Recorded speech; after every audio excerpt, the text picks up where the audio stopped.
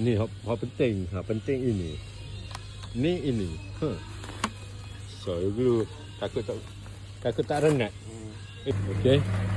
Hari ni kita menggunakan sumbangan asas rahmah.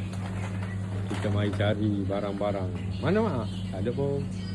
Anda demo. Lepas hari babas lah. Bukan sebut kunyi. Ada api. Ini babas ni. Mana set? Ini. Masuk dalam ni juga. Oh, ni ada ni. Oh, bagus. Tutorial. Rahmah. Sekejap. Tengok azan dalam pasar raya. Semua orang berdiri tegak.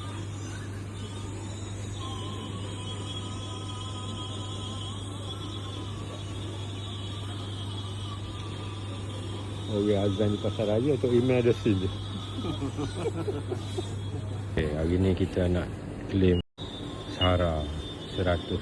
Ni barang-barang kita dah beli ni, kita tengok ada lebih ke kurang. Kalau kurang kita tambah. Kalau lebih kita pulangkan.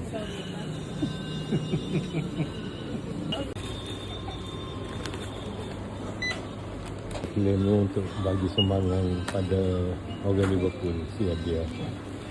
Sedih dia. Dia tak ajak lagi Mami Chef. Dengan laptop. Tak habis. Lagi lah. Oh, mirip lupa. Barang sumbangan asas rahmah. RM100 nilai dia.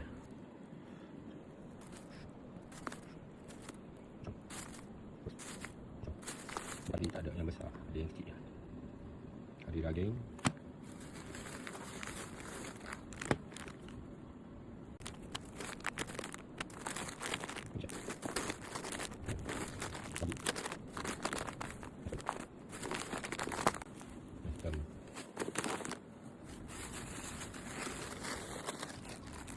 Sangat-sangat. 100.